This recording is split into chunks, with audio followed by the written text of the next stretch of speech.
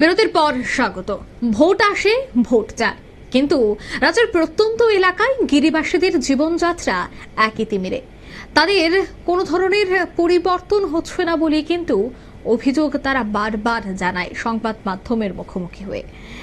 যেখানে দেখা যাচ্ছে যে ভোট আসলে জনপ্রতিনিধিরা যাচ্ছেন, ছুটে বেড়াচ্ছেন পাহাড়ে পাহাড়ে, কারণ একটা প্রবাদ রয়েছে ত্রিপুরায়, পাহাড় যার রাজ্য তার। তবে এই পাহাড় যার রাজ্য তার সেই কথা জানলেও জনপ্রতিনিধিরা পাহাড়ের উন্নয়ন এখনো পর্যন্ত যে থমকে রয়েছে সে বিষয়টা তারা অবগত থাকলেও উন্নয়নের তেমন কাজ হচ্ছে না, বা তারা একাধিক সমস্যায় যে জর্জরিত তা কিন্তু একাধিক খবরের মাধ্যমে কিন্তু বেরিয়ে আসছে। কখনো রাস্তাঘাটের খারাপ অবস্থা, কখনো পানীয় জলের সংকটে তারা ভুগছে, আবার কখনো আবাস যোজনার ঘর থেকে বঞ্চিত। একদিকে দেখা যাচ্ছে জনপ্রতিনিধিদের খামখেয়ালিপনা, অন্যদিকে সংশ্লিষ্ট দফতরের খামখেয়ালিপনা, সবটা মিলিয়েই তাদের জীবন যে একেবারে বিপর্যস্ত। ঠিক এই ধরনের অভিযোগ এবার উঠে এসেছে সাবরুম মহকুমা সাতচাঁদ আরডি ব্লকের অন্তর্গত মাইরাছড়া এডিসি ভিলেজের 1 নম্বর ওয়ার্ড।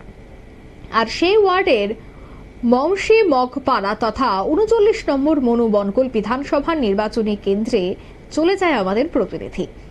প্রতিমোহন ত্রিপুরা পিতা মৃত ধনীচন্দ্র ত্রিপুরা। প্রতিমোহন ত্রিপুরার 2 ছেলে, 1 মেয়ে এবং স্ত্রী।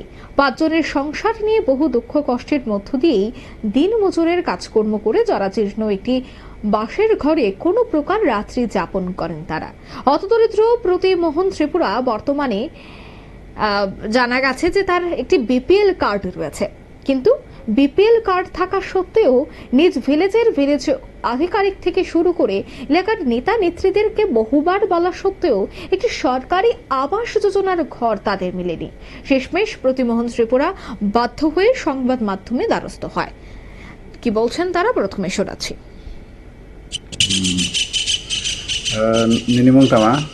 প্রতিমোহন ত্রিপুরা, ধনীচন্দ্র ত্রিপুরা।